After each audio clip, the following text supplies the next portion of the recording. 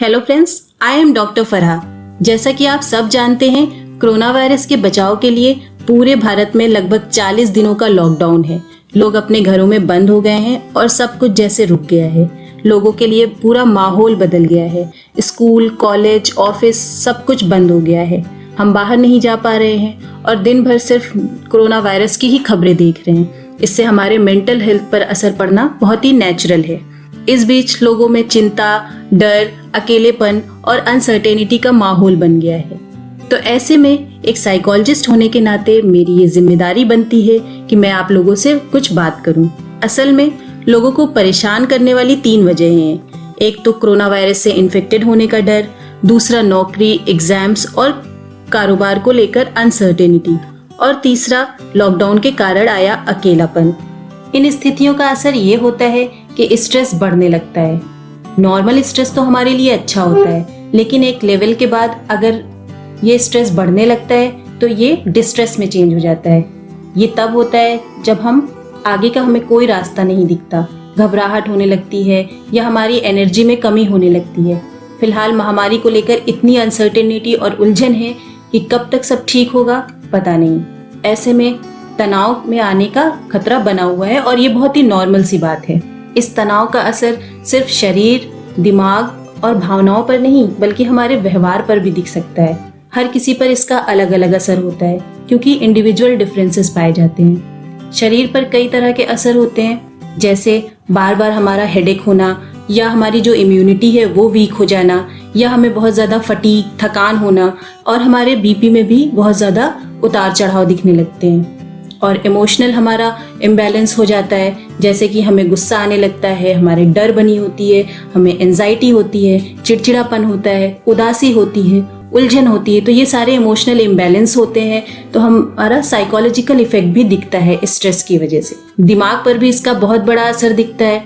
बार बार बुरे ख्याल आना, जैसे मेरी नौकरी चली गई तो क्या होगा, एग्जाम होगा कि नहीं होगा, परिवार कैसे चलेगा, अगर मैं कोरोना से इन्फेक्टेड हो गया तो क्या होगा, सही और गलत ही नहीं समझ पाना, ध्यान नहीं लगा पाना। तो ये सारे अलग अलग बिहेवियर हैं, ये सारे अलग अलग चिंताएं हैं जो लोगों में आ रही है स्ट्रेस की वजह से। इसकी वजह से हमारे जो बिहेवियर है उसमें भी काफी बदलाव आता है। शराब का इंटेक, तंबाकू, सिगरेट का सेवन ज्यादा करने लगते हैं हम लोग, और बहुत ज्यादा टीवी देखने लगते हैं, या बहुत ज्यादा चीखने चिल्लाने लगते हैं, और कभी कभी ये होता है कि बिल्कुल चुप साध लेते हैं। तो ये इंडिविजुअल डिफरेंसेस पे मैटर करता है। आपकी पर्सनैलिटी कैसे है, आप उसी के अकॉर्डिंग स्ट्रेस को मैनेज करेंगे, और आप अगर स्ट्रेस्ड हैं तो आपका बिहेवियर कैसा होगा वो आपकी पर्सनैलिटी पर ही डिपेंड करेगा। तो इंडिविजुअल डिफरेंसेस होते हैं, आप कौन सा बिहेवियर कर रहे हैं, कौन सा नहीं, आप स्ट्रेस्ड में हैं या नहीं है, ये सारा चीजें आपकी इंडिविजुअलिटी पर डिपेंड करता है।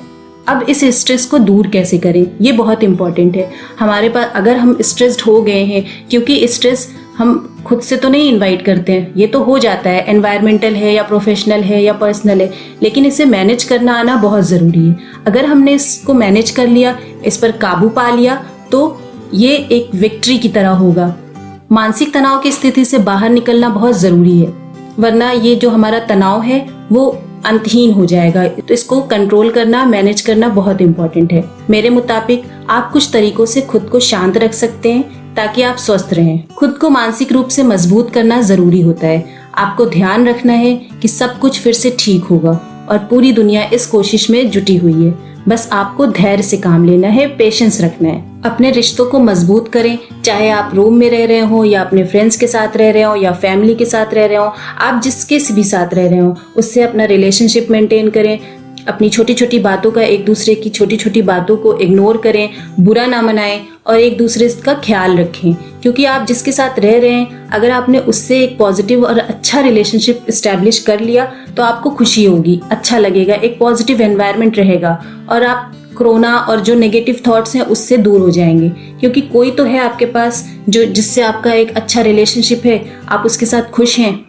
अब हम लोग घर से बाहर तो निकल नहीं सकते, लेकिन घर में रहते हुए उन रिलेशनशिप को मेंटेन कर सकते हैं, और छत पर जा सकते हैं, बालकनी में जा सकते हैं, घर के बगीचे या लॉन में जा सकते हैं। अपनी जो हमारी डेली रूटीन है उसको हम मेंटेन कर सकते हैं। एक बैलेंस डाइट बहुत इंपॉर्टेंट है हमारी मेंटल हेल्थ को अच्छा मेंटेन करने के लिए। टाइम पर सोना, टाइम पर खाना और एक्सरसाइज करना। एक्सरसाइज करना बहुत इंपॉर्टेंट है। अगर आप अपनी डेली रूटीन में, अगर आप अपनी डेली लाइफ में एक्सरसाइज को मेंटेन कर लेते हैं तो आप खुद 10-15 दिन में अपने अंदर एक पॉजिटिविटी देखेंगे। एक महत्वपूर्ण तरीका ये है कि इस टाइम, क्योंकि हम लोग खाली हैं, घर पर बैठे हुए हैं, तो अपनी हॉबी को पूरी करें। कई लोग ऐसा कर भी रहे हैं। अपनी भावनाओं का जाहिर करना बहुत जरूरी है। अगर डर, उदासी है तो अपने अंदर कहीं छुपाए नहीं, बल्कि जिनके साथ आप रह रहे हैं, अपने परिवार में, अपने दोस्तों, उनके साथ शेयर करें। अगर किसी की बात का बुरा लगता है तो उसको इग्नोर करें और जो आपके अंदर कमियां हैं उसे पहचानें और उसको शेयर करें, लेकिन वो गुस्सा कहीं और ना निकालें। भले ही आप परिवार के साथ घर पर रह रहे हो, फिर भी अपने लिए जरूर टाइम निकालें, क्योंकि आपका सेल्फ बहुत इंपॉर्टेंट है। आपको उसको हेल्दी मेंटेन करना है। उसको आपका जो मेंटल हेल्थ है, आपका जो सेल्फ है, अगर वो खुश नहीं रहेगा, वो हेल्दी नहीं रहेगा, तो फिर आप अपने आसपास के लोगों को भी अच्छा नहीं महसूस करा पाएंगे। इसलिए अपने लिए टाइम निकालें। अगर आपके पास कोई एम है तो आप उस पर काम कर सकते हैं। जैसे सिविल सर्विसेज का एग्जाम्स क्लियर करना है तो आप उसके लिए रूटीन अपना अपने हिसाब से सेट कर लीजिए। या कुछ लोगों को कुकिंग नहीं आती है तो वो कुकिंग सीखना स्टार्ट कर दें। चीज़ का पॉजिटिव एस्पेक्ट देखने की कोशिश करें। हमारे नेचर में इस लॉकडाउन की वजह से बहुत पॉजिटिव चेंजेस आ रहे हैं, उस पर आप ध्यान दे सकते हैं। एक और चीज़ है, आजकल टीवी और सोशल मीडिया पर चारों तरफ सिर्फ कोरोना वायरस से ही जुड़ी खबरें आती हैं। हर छोटी बड़ी सही गलत खबर लोगों तक पहुंच जाती है। इससे भी लोगों को परेशानी हो रही है, क्योंकि वो एक ही तरह की बातें सुनकर, देखकर व पढ़कर वही सोचते रहते हैं। इसलिए जरूरी है कि लोग उतनी ही खबरें देखें और पढ़ें जितना जरूरी है। उन्हें समझना होगा कि एक ही चीज बार बार देखने से उनके दिमाग में वही चलता रहेगा। इसलिए दिन भर का एक समय तय करें और उसी वक्त न्यूज चैनल देखें, सही खबरें देखें, उस रोग से जुड़े पॉजिटिव और साइंटिफिक सोल्यूशन को देखें, जैसा कि आप डॉक्टर सलीम के वीडियो में देखते होंगे। इस वक्त अपना ध्यान बटाना जरूरी है। इसके लिए खुद को दूसरे कामों में व्यस्त रखें, दोस्तों और परिजनों से बातचीत करते रहें या अपने मनपसंद काम में ध्यान लगाएं। कुछ लिखना भी इस दौरान सुकून दे सकता है। अगर आप राइटिंग करते हैं या आपको राइटिंग पसंद है तो ये एक बहुत अच्छी स्किल है अपना जो हमारे अंदर की चीज़ें हैं उनको बाहर निकालने के लिए, कि कहीं ना कहीं एक्सप्रेशन होना ज़रूरी है। तो अगर आप राइटिंग के थ्रू अपना एक्सप्रेशन करते हैं, क्रिएटिव होते हैं, तो ये तो बहुत ही पॉजिटिव और क्रिएटिव तरीका है। तो आप राइटिंग करके भी देख सकते हैं, बहुत अच्छा लगेगा आपको। और लास्ट में एक बहुत ज़रूरी बात, अक्सर कुछ गलत होने पर हम अपना गुस्सा चिढ़ गलती करने वाले पर निकालकर शांत हो जाते हैं, उसे बुरा भला कहकर अपना गुबार निकाल लेते हैं। लेकिन इस महामारी से लोगों में चिढ़ और डर से पैदा हुआ गुस्सा कहीं नहीं निकल पा रहा है। डर का एक रूप गुस्सा और अस्वीकृति भी है। पहले घरों में लड़ाई होती थी तो शाम तक सुलझ जाती थी, क्योंकि लोग घर में रहते थे और फिर बाहर चले जाते थे, उनका ध्यान बढ़ जाता था और बात खत्म हो जाती थी। लेकिन अब एक दूसरे के सामने ही रहना है, झगड़ा भी हो जाता है और गुस्सा अंदर ही कहीं रहता है। साथ ही इस महामारी के लिए हम किसी को जिम्मेदार भी नहीं ठहरा सकते, इसलिए भी वो कोरोना वायरस के डाउटफुल मरीजों पर गुस्सा निकलने लगता है, उन्हें एक निशाना मिल जाता है। कहीं कहीं पर तो कोरोना का इलाज कर रहे डॉक्टर्स को उनके घर से निकाल दिया गया।